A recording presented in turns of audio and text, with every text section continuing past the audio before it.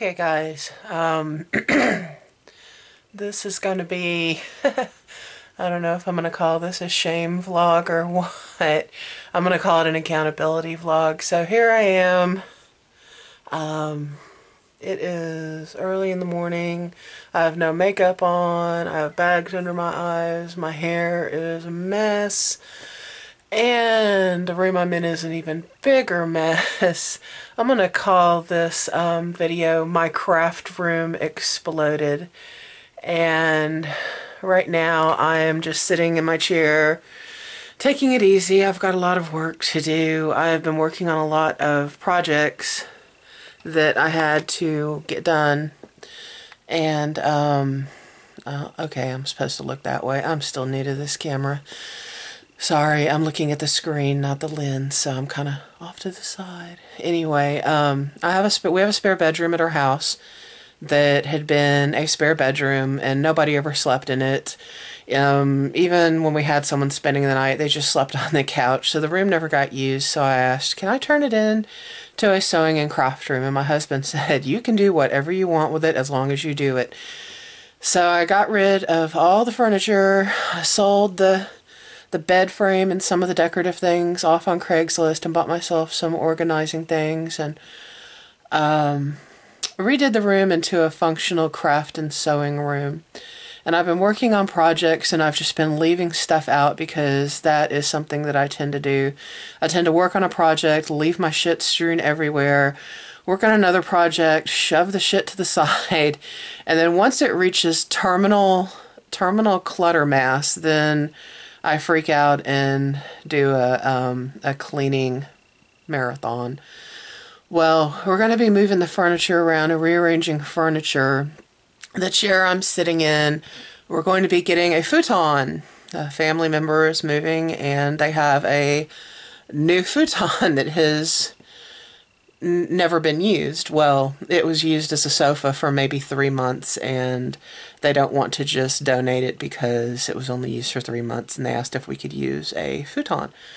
And it's more like a sofa futon, so it's really comfortable. I said, sure, I'll put it in my craft room. That way, on the off chance that anyone ever needs a place to sleep and they don't want to sleep on the sofa, they can sleep on the futon in here, and it gives me more room to spread out and stretch my legs and be comfortable while I work on stuff that I don't need to be sitting at my table for.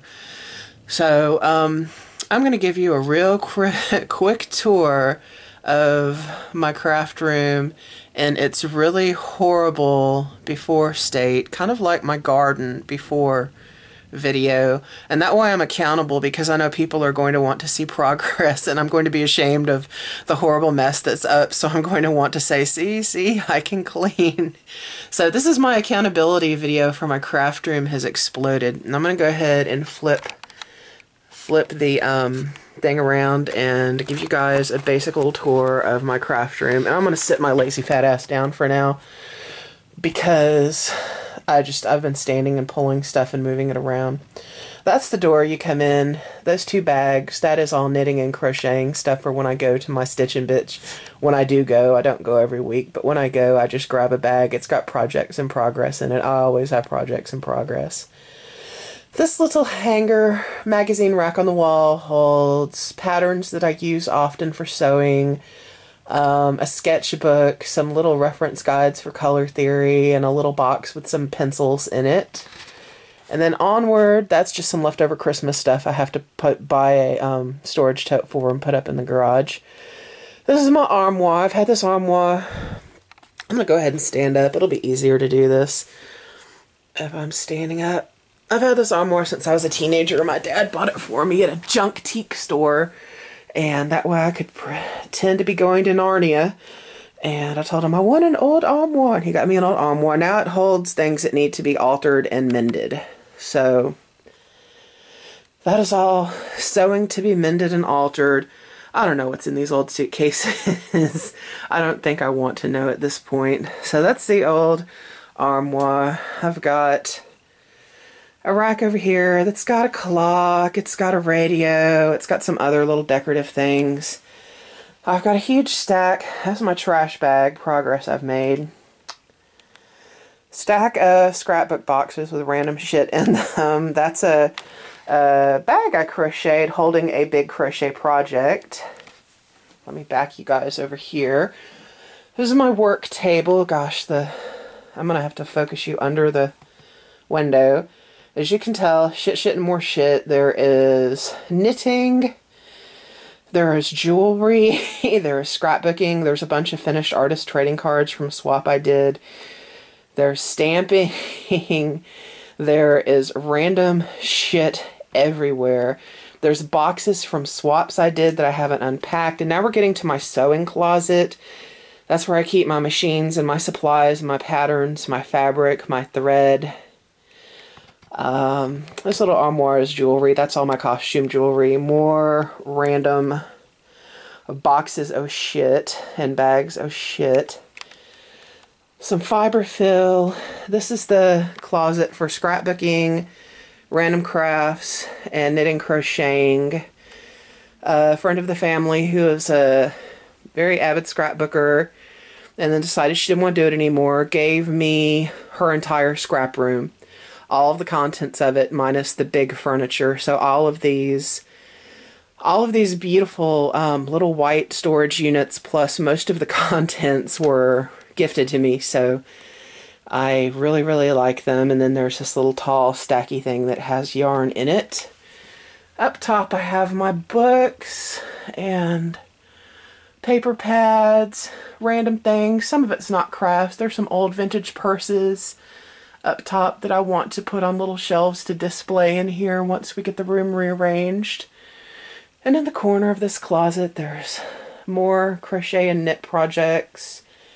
And then my rolling tote for when I go to scrapbook events. And then, oh my gosh, this corner is a bag of mementos from my parents' house when we cleaned it out before we sold it. And then just some random boxes of stuff. And then I've got some little foxes and a few bunnies, some more clothes that need to be mended that I need to put in the closet.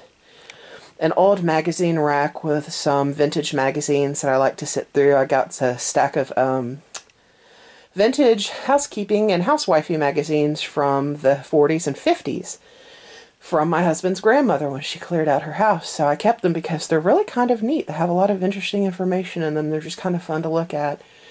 And then back we go, full circle.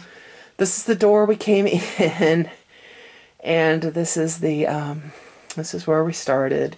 I have a little bit of decorative stuff. I have a fairy picture and some fake candles with batteries, but this is my craft room as it has exploded. I'm going to sit back down. I have this window with a lot of beautiful natural light, and that's why I like having my table there. I don't know how this is going to work because the futon won't fit on that wall, or won't fit on the wall the chair is on. The futon is going to have to go on that wall, and the work table's going to have to go where I'm sitting. So I'm hoping that the natural light situation will still be good enough that I can work well with the available light. If not, I'm thinking about getting maybe an aught light or just a bright light, to be honest. Maybe a couple clip-on desk lamps to clip on my work table. I used to have that at one point when we lived in an apartment.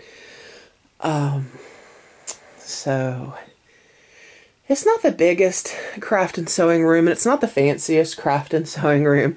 I think it's probably not even the messiest, to be honest, but right now this is what it is, and I'm hoping that within the not too distant future I'll have it completely organized, decluttered, clean, rearranged, and functional again, and I will do another tour of it once I get my shit together.